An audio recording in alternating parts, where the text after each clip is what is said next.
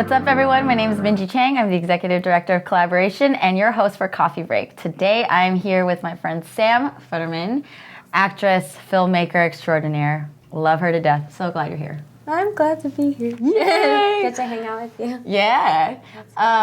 Welcome to my pad, which is not always set up like this, but especially for you. I like it. I like the separation of couch.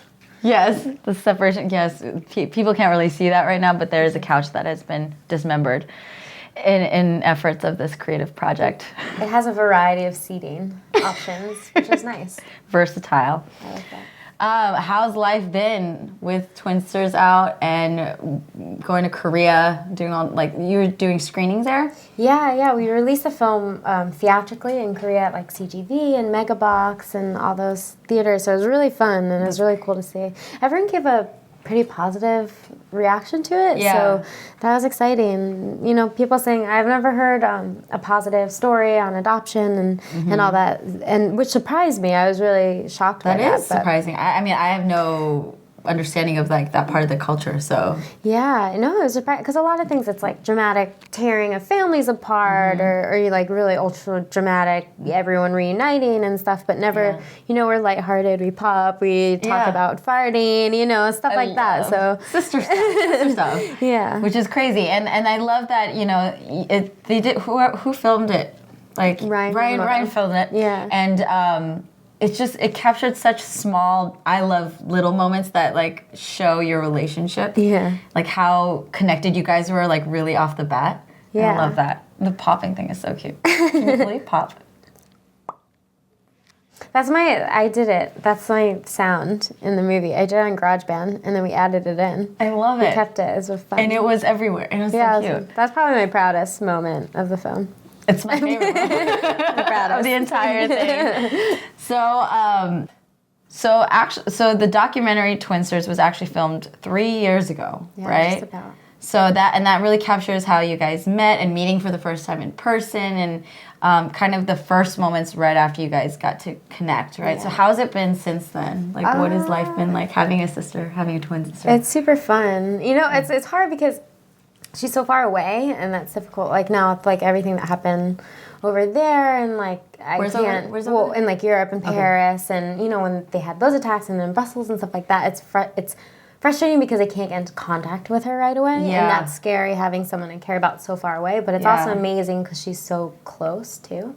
So we talk every day, like text messages when I wake up, even when I don't want them to be there, and like buzzing, they're there. What? And you're like, bzz, bzz, bzz, and I'm like, oh my God, stop it. So it's true sister, they're like, what do you want? But I love you. You're not paying attention to me today. And I was like, I'm busy, I'm sorry, I love you. And then I'll call you later, okay, bye. Aww. She misses you. I mean, that's gotta be, you guys built such a strong bond really quickly, and like, and having found each other. And so it's like, it's gotta be hard to be, on different sides of the world. Yeah. How often do you guys get to see each other?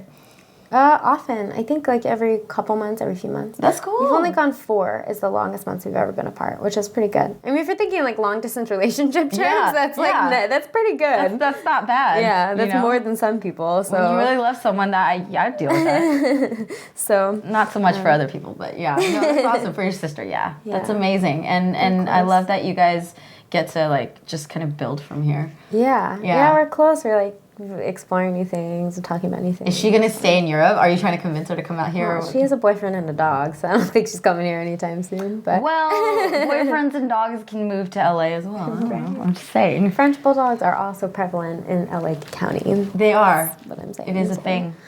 But yeah, I think we'll be playing a long distance jetliner game for a long time. Yeah. But it's fun too because we always have stuff to catch up about. And you always have some place to go in Europe. I know, hard life. Yeah. It's rough. It's tough. It's rough. It's really hard. Yeah, it's super fun. Cool.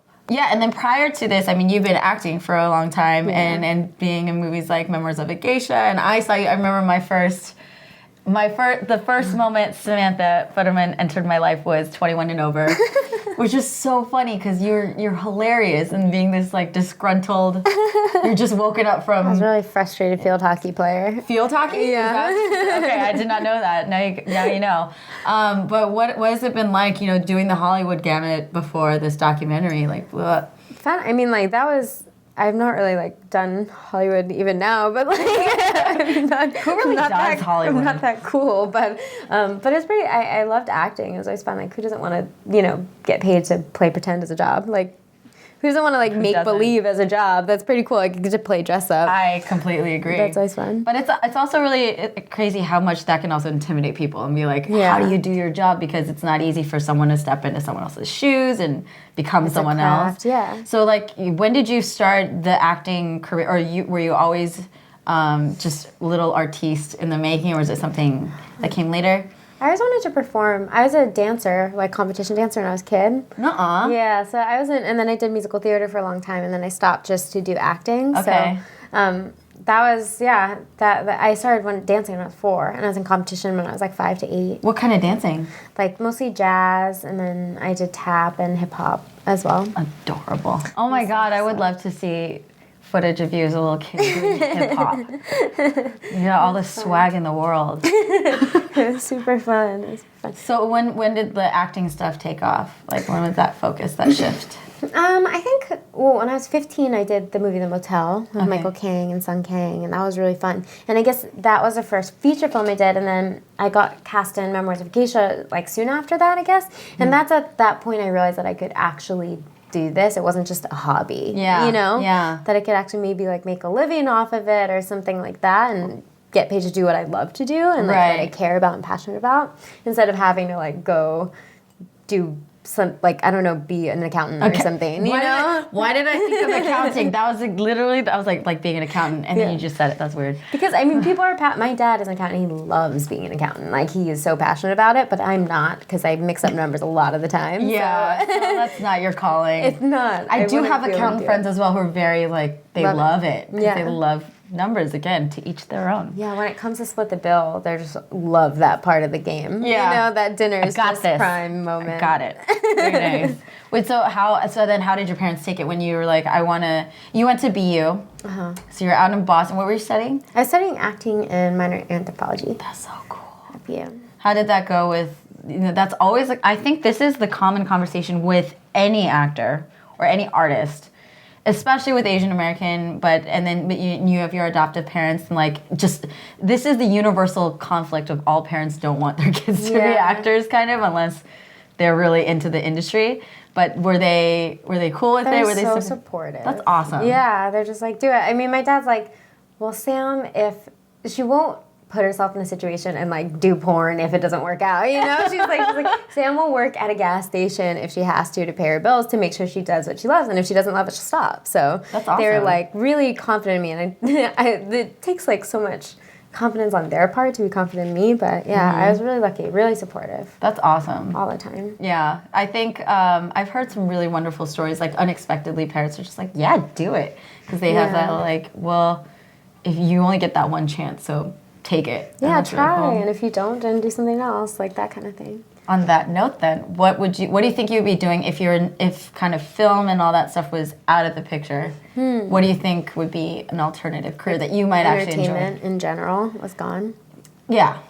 I think I'd do therapy. Really? That's awesome. I think so. Like, you would be the therapist and counseling people and things like that? Something like that. That's really cool. Yeah, something like positive. I feel like I'm doing something. Again, like, I can't sit and I can't like count all day. Like, I would go crazy, something like that. Yeah, but I need to do like some form of like therapy, or maybe even doing what I'm doing now in like the nonprofit, or like something like that, just trying to help, or doing a for-profit company that like benefits other people, That's the funny thing. Well, like, nonprofit work can be, it definitely has its benefits for like society, but there's tons of for-profit companies that do nonprofit. They are essentially nonprofits in terms of like they exist to help others. Yeah, exactly. But then you don't have to abide by certain rules and all that kind of stuff. Yeah. Right. We always we dream about doing, and now developing like a for-profit company that would benefit the adoption community as well. Yeah, I think something cool. So for those of you who don't know, Sam has just started up a Kindred Adoption, or Kindred Foundation for Adoption. Kindred Adoption's fine. Right, and that's how I've known it. I've tagged it on Instagram as such. But you and Jenna Ushkowitz are doing this really wonderful thing to be a hub and a support system for adoptees or people who are interested in adopting, which, increasingly, the world's just getting more and more globalized. And I think to be aware of the opportunities that we have to like provide homes and be, loving families. It's awesome. So you've been doing that for how long now? A year? Like a year and a half-ish since it's like officially a company, something like that. But yeah, we're all just trying to always readjust how we define family. So we like to say that family has no boundary, and that it's not only those with whom you share your DNA, but it can be anyone you choose to accept into your life. So we're all about, we want to create social support and community for not only adoptees, but for adoptive parents, adoptive siblings, children of adoptees. Right. Anything. That's so cool. Yeah.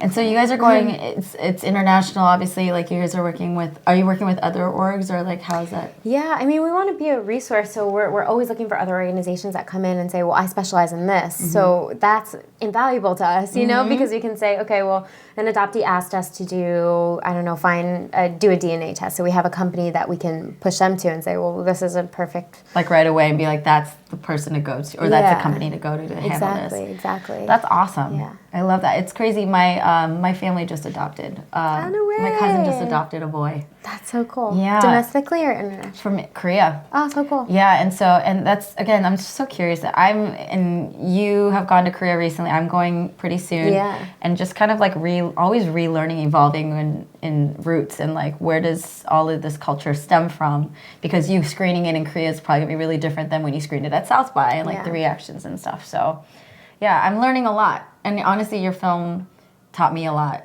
too, just like how to even approach the subject, which is really great. So what does Sam Federman do in her free time when you're not creating positive, uplifting documentaries or like being hilarious in films? A lot of sleeping. Are you like I'm a napper. Oh, you're a napper? I'm a napper. But I'm also, we surf. Ryan taught me how to surf. Yes. And we talked about this. This is like my main activity now. So you just like live in the water? Yeah, it's the best release ever. Were you like a quick, did you catch on quick, or did it take you a minute to? I don't know. I mean, it's hard to learn. It's hard to learn because it's scary. But the boys kept bringing me out on days I should not have been in the water. They'd be like, it'd be way too big for me, and they'd be like, no, like stay out here. I was like, I'm going in. They're like, you have to learn, and I was like, no. So I think with them, I learned quicker than I should have. It's kind of just like being pushed in the deep end, right? And you're like, figure out how to swim. Yeah, they're like, don't drown. And you're like, okay, that's my goal for today, not drowning. Perfect. Thanks, guys. Appreciate it. That's awesome. And then you go to Hawaii, and like I follow your Instagram, so I'm always seeing like you do fun trips, and you're always out in the water, and like probably with your GoPro, right? Yeah. It's super fun. It's awesome. I'm very inspired. I've been kind of scared of the ocean to go too far out. Now you have to come with us. Yeah. No, I will. There's not that many shark attacks. It'll be fine. I'm kidding. No, that's scary. But we were in the North Shore, and they called us all in because there's a shark attack 2 beaches down. Scary. Yeah, I don't know that. You'll be fine. There's always some guy who's like way further out and way slower. Okay, They'll get to him first. I'm small and nimble. Yeah, I'll rely on my... You don't look like a good dinner, Like, you're very, like, fit and strong. Oh, thank you. You don't look like a good dinner, Well, that's good to know. And, I hope you'll come back. I know you're going to have tons of updates. It's going to be a really exciting year for you. I hope I have something interesting to tell you. I feel like I won't. No, you will. And so where can people find you if they want to find out more about what's going on in your world? With my sister and I, we have a Twinsters movie on Facebook, so facebook.com/Twinsters movie, or for Kindred Adoption, kindredadoption.org is the best place for us to. Very cool. Well, we'll definitely be hearing from you. Yeah. And I hope you guys will check out Sam's stuff. She's an amazing filmmaker, and a lot of great things will be coming your way from her world. So stay tuned, and we'll see you next time on Coffee Break. Hey guys, thanks so much for checking out Coffee Break. Please subscribe to the Kollaboration channel to get more Coffee Break interviews, and also check out our Green Room music series. You can also check out our website, kollaboration.org, for updates on our live events, our blog, and our Collabcast podcast, which is also available on iTunes. Please follow us on social media at Kollaboration. Their links are right below. Thanks so much for joining, and we'll see you next time.